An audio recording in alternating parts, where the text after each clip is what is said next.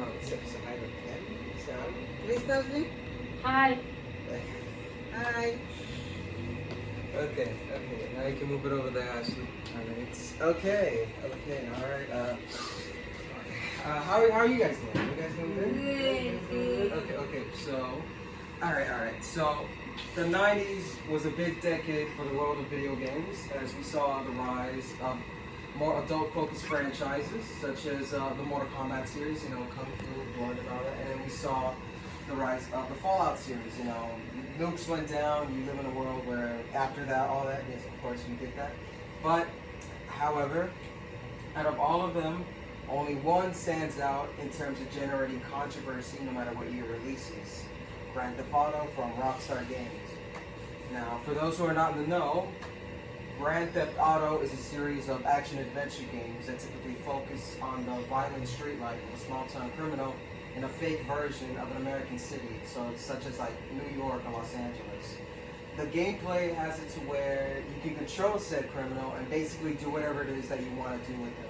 Whether it be something violent, like shoot somebody, or steal a car, or something mundane, like watch TV or play golf. You have the freedom to do it. And the game's story typically touches on major societal problems such as gang warfare, prostitution, what's another one? Drug abuse, murder, thievery, all that. It touches it, and that's where all the anger, all the rage from parental and political groups come from. As the game takes place in a world that is very similar to our own, like with lifelike locations and lifelike people, all that jazz. You know what I mean? And it all started technically. Like it started when it became big. It became big whenever the third entry to the series, Grand Theft Auto 3, released back in 2001, when the series went from 2D to 3D. In fact, earliest controversy was that very game. 2001, Grand Theft Auto 3 releases. It got big backlash because when it released a month shy after the September 11th attacks, and it takes place in a city that was very similar to New York City.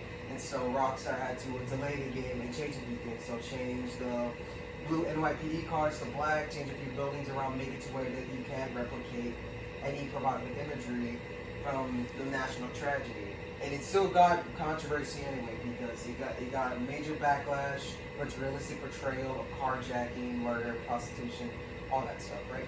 And then in 2004, Grand Theft Auto Vice City suffered the same level of heat, except now it had an added, I wouldn't say bonus, but we'll call it a bonus right now because that's all I can think about, right?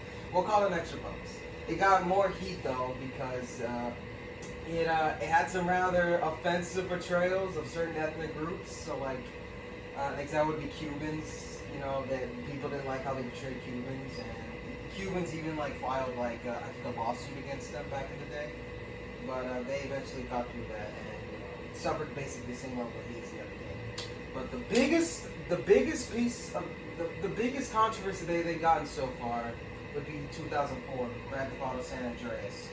At first, it started off with the same level of heat as the first two came out, but it eventually went into overdrive because modders, people who modified the game in order to access unplayed content, they found a previously inaccessible minigame where the player character could engage in fully close sex for any of the available girlfriends in the game, and this really angered parents and political groups because they basically saw it as selling pornography to children, even though the games were rated M for big kids, teens, adults, doesn't matter. So basically, these parents' political groups they filed a lawsuit against the parent company, Rockstar Games Take-Two, and they had to compensate the people who complained about the game with a bunch of money, and it was a big thing, and that's not even it, man. That's not even close, man. The video game rating system that actually rates these games from rated E for everyone to rated T or rated M, they rated it on adults only, which basically scared out most major retailers such as Walmart, Target, GameStop, etc.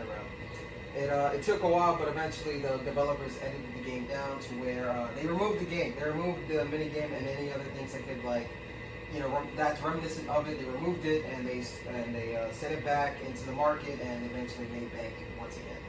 And so the conclusion here is that the Grand Theft Auto series is very much reminiscent. Not reminiscent. That's the wrong word.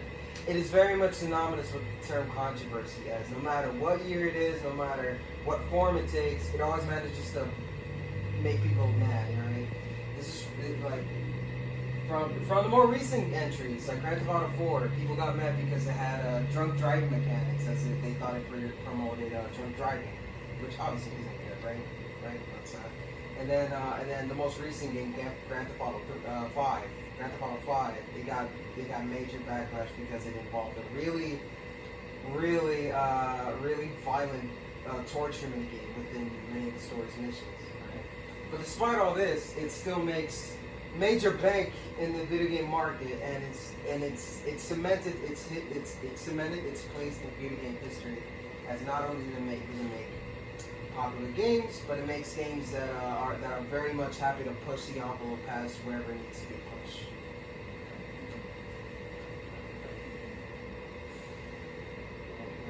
Good. Wow. How long was it?